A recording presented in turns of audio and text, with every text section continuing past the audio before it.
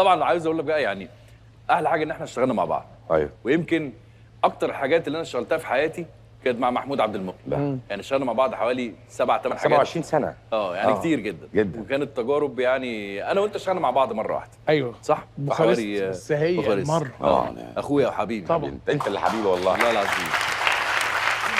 وعايز اقول لك حاجه، كل الناس لما كانت شافت الصوره دي، مثلا مراتي بتقول لي واضح ان انت بتحبه. قلت لها عشان فعلا بحبه. انا بحب اشتغل معاك، انا بحب اشتغل معاك والله العظيم. الحضن باين يعني. في جوه الا شويه بس. انا اتخذت خلاص جوه الهلال. قال لي وانت انت هتموتني ولا انت جوه الهلال ده حضن ايه ده؟ لا وفعلا من الناس اللي لما بشتغل مع محمود، عايز اقول لك لما بنقعد نقرا حتى المشهد كده مع بعض، هو في مدرسه شبه بعض شويه وتحس لا محمود من الممثلين الجامدين اللي تحس وانت بتمثل لا بتاخد منه حاجه تخليك تقول بجد مستريح معاه، وبيشجعك على حاجات وبيخليك انت لوحدك تفكر في حاجات جديده تعملها باحساس جديد ممكن تطلعه. في ناس طبعا انت عارف على الله ما في الامتحانيه واخدك ايه ده على مش انت فاكر المواطن اكس؟ لا دي كانت مواطن اكس. دي كانت تاني حاجه نشتغل مع بعض. صح؟ احنا عملنا مع بعض، قعدنا بتاع 3 سنين في لحظات حرجه. ايوه بس بص كنت صغير هنا مغني بقى. يعني كنت لا محمود بص عامل ازاي؟ صغر. لا اله الا الله. امير بقى من طول عمره بص قبضاي، يعني عارف انت.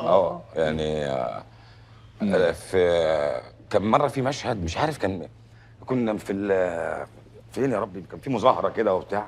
ايوه وانت طلعت قلت حاجه ثانيه. وزاره الزراعه. ايوه كنا بنصور في وزاره الزراعه على المشهد ده. خيبر ايه؟ خيبر يا يهود. يا يهود. ايوه خلاص دي جمله. خيبر يا يهود. هو قال ايه؟ خيرا يا يهود. انت بتقول ايه؟ انا خدتش بالي بقى. كانت زحمه ومظاهرات والعيال وراه بيردوا بيقولوا كله بيرد وراه. وده اللي يخرب بيتك انت بتقول ايه؟ انت قلت له ما انا مش عارف هو احنا المفروض نقول ايه. انا نسيت بقى ومش مركز من الزحمه. هو لحقني بصراحه. الدنيا هاصل. لا هو كان بيقابل معايا حاجات غريبه طبعا. وقضينا مع بعض اوقات ومواقف طبعا. انا بحب اشتغل معاه. وسفريات كتير مع بعض واشتغلنا مع بعض كتير بجد. يعني دي فرصه اقولها، يعني اقولها قدام الناس كلها.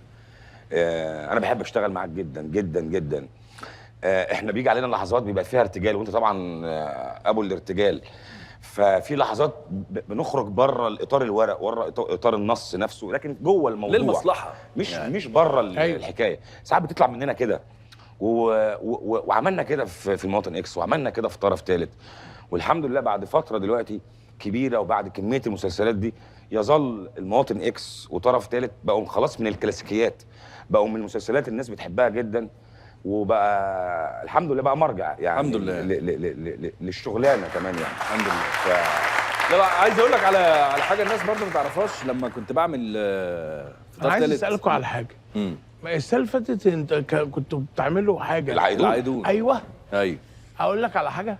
قسما برب العزه ما عشان البرنامج، المسلسل الوحيد اللي شفت منه حلقات، المسلسل ده حلو قوي جدا. الحمد لله حلو جدا يا حبيبي. يعني انا ما اتفرجتش على اي حاجه السنه اللي فاتت، خبطت في المسلسل ده بالصدفه. عجبني بشكل استثنائي. لا احنا كنا حابينه بصراحه الحمد لله يعني بصراحه. لا وكان معانا يعني مخرج احمد نادر فعلا يحببك في الشغلانه. ده حقيقي. باشا واخلاق. ده حقيقي. ومخرج كبير وفن صح. وتاريخ وحاجه يعني تخليك قاعد مبسوط. طبعا تحيه كبيره للاستاذ الكبير الاستاذ احمد نادر جلال. فكنا مستمتعين فعلا بالشغل. انا بستمتع وانا شغال معاه. هو كان جواني قوي. مين احمد؟ هو مغني؟ كنت جواني ما هو كان في الدور ده كان جواني قوي. لا بس فكناها في الاخر. قلت له في الكوافير. بقول في الكوافير. ايوه في الكوافير. خليها في الكوافير. لا عايز اقول حاجه. واحنا شغالين في طرف ثالث اللي ما تعرفوش بقى، ان لما كنت طالع اسم ميمي الرايق كان محمود هو اللي مطلع اسم ميمي ده. تخيل. فبقول له افتكر يا محمود ده ممكن يبقى اسمه. قال لي ميمي. قلت له ميمي؟ قلت له انا ابقى اسمي ميمي ازاي انا محمود؟ قال لي اسمع بس اسمع كلام ميمي. لما سمعوا مني قال لي انا يا مطروق ميمي الرايق. يعني مش ميمي، لا ميمي الرايق. حد نزل ميمي الرايق اهو. بص لا في حد نزل بوست، حد مهم يعني بدون ذكر اسماء، قال لك امير كرارة غير مفهوم الميمي عند الناس. ايوه. فالحمد لله كانت شغلانه حلوه وعملنا حاجه كويسه جدا. في صوره قبلها كنت اعتقد في كلبش واحد قبل الصوره دي على طول. كنا بقالنا كام سنه ما اشتغلناش. هي دي كنت انا بعمل ساعتها ظل الرئيس، وبعمل ظل الرئيس مع احمد سمير فرج وياسر جلال طبعا، وكنت بعمل حساب يجمع مع الجميله يسرا مع استاذ هاني خليفه. وجننا مع فتح معانا السيزون. اول لما اتقال لي انا جريت ان انا هعمل المشهد في الحلقه الاولى. وسبحان الله في ظل الرئيس انا بظهر في الثانيه، في الحساب يجمع انا بظهر في الثانيه، واول حلقه ليا في رمضان كانت في الثانيه برضه. يعني انت ثاني يوم رمضان ده كنت مولع الدنيا. اكتسحنا، بس انا كان وحشني الشغل معاه والله. وانت كمان. والله. واحنا طبعا بقى في حواري بوخارست. فاكر كان اسمك ايه في بوخارست ولا لا؟ بلابيلو الصلب. بلابيلو. انا عايز اقول لك على حاجه قسما بالله، واحد من اهم ادواري بجد. لا انت كنت عظيم في المسلسل. في الشارع لحد انا في حد، انا كنت في ابو ظبي بصور فيلم، ساب كل حاجه وقال لي والله يا اخي السول بلابيلو. حياة ربنا. انا في رمضان السنه دي كان خلاص انتشار النار في ايه ده؟ شفت الصوره دي؟ ده كان ايه اللي طلع علينا فجاه ده؟ أيوة. عرفت بقى ان انت حلويت؟ ايه؟ شفت بقى ان انت حلويت؟ ايوه. لا هنا حلويت. حبيبي يا حبيبي انا عجبني رياكشنه. قال لي ايه ده؟ ايه ده؟ اتخضيت. ايه ده؟ الله يكون في عون الناس. لا احمد قلت ظابط الصوره شويه. لا فتحي من الناس طبعا حبيبي اللي بحبها وحبيت اشتغلت معاه، واتمنى طبعا نرجع نعمل حاجه تانية مع بعض كلنا ونتجمع تاني كده ونعمل حاجه كبيره. من احلى الحاجات، عارف يا محمود، امير من الممثلين المريح في الشغل. دايما حتى لو انت بيشتغل ما شاء الله عليه ساعات طويله، يعني انا كنت اقع هو طب معلش يا فتحي وبتاع، جميل في الشغل دايما، طيع، ياخد شكل الحكايه. فبوخارست دي انا مش في موقف مش هنساه. فاكر ان انت احمد صيام، الاستاذ احمد صيام كان دايما بنروح في مشاهد على القهوه. أيوة. هو يقعد على القهوه محمود احمد صيام يشوف الطاوله، الاكسسوار بيجيبوا لنا طاوله عشان نعمل ان احنا بنلعب. هو لا، هو عايز يلعب. فتحي ايوه يا عم احمد العب، احنا بنمثل. العب بس ونكمل الدور. ويكمل الدور. فانا في مشهد داخل فيه البوكس وهو قاعد مع حد ومع سيفه وبيلعب. فانا خلصنا المشهد، رحت بصيت له كده قلت له انت بتلعب الكمبيوتر ولا ايه؟ كويس. اتاخد الافيه ده وبعد كده بقى ترند. ايوه من كتر ما هو طبعا هو كان قاعد على الترابيزه احمد صيام. ايوه قاعد بيلعب طاوله. هو تقمص قوي انه هو بيحب بيلعب دوره في المشهد، فبيلعب في المشهد طاوله لوحده. اوكي. فاحمد فتحي ده نزل من البوكس رمى افيه غريب جدا ما يجيش على دماغ حد. قال له جاريه انت بتلعب الكمبيوتر. قال له انت بتلعب الكمبيوتر. مش عارف، هو قاعد بيلعب لوحده. هو تقول له يعني طبعا ما عرفش يمسك نفسه طبعا من الافيه زي ده. في اخر المشهد كان المشهد خلص هو مصر يلعب. طب احنا بنمثل، بيلعب بجد الدور بجد. لا بمناسبه عشه العمر بقى، تعالى نتكلم على الناس عشه العمر اللي كانوا حوالينا طول الوقت. طبعا بيومي فؤاد ده طبعا يعني ده مشوار. هنروح منه فين؟ طبعا مشوار طويل. انت وبيومي طبعا اشتغلتوا مع بعض كتير جدا. ايوه صحاب انت وبيومي اصلا من زمان يا احمد؟ على مستوى العيله كمان. انا يعني مراتاتكم اصحاب؟ ايوه والعيال مربينهم احنا معاه وكده. ولو ما سمع ان لما بيعرفوش يوصلوا لبيومي بيكلموا فتحي عشان يعرف انا عايز اقول لك على حاجه دلوقتي بقى يحصل حاجه والنبي يا فتحي. قلت لهم يا جماعه، قلت له يا ابني مصر بتكلمني عشان اخد منك، طب اعمل ايه؟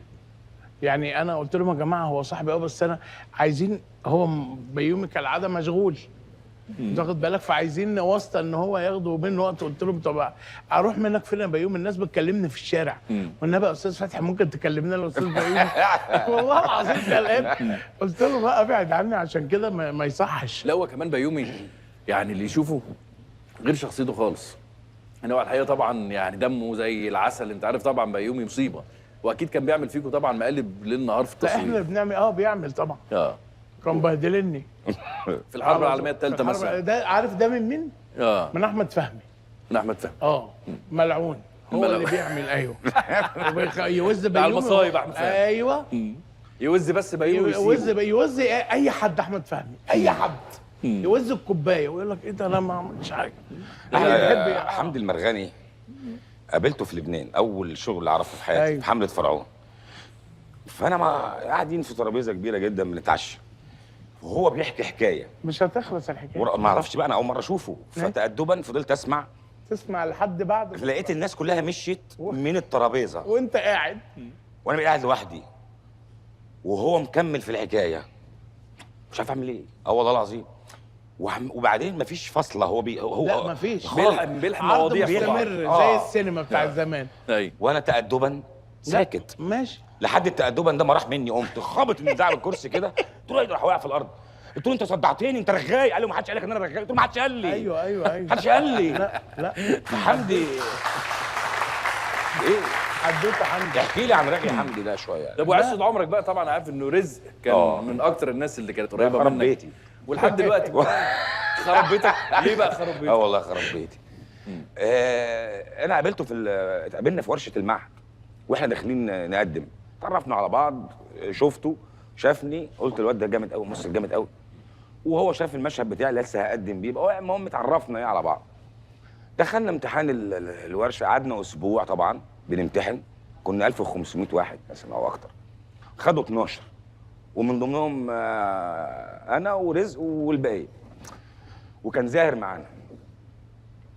بعد كده بقينا بقى يعني مع بعض على طول. فامتحان اللياقه مفيش لياقه، مفيش اي لياقه خالص، مفيش حفظ، مفيش اي شيء. فعندنا امتحان الشيش اللي هو انت فاهم بقى وبتاع، فبوف طبعا بس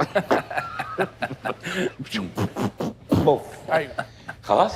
فانت بتعمل ربع ساعه بوف وخلاص، وتنط وتفادي ومش عارف ايه والحاجات دي كلها. ربنا معاك. هو وقف. لعبت شيش انت برضه؟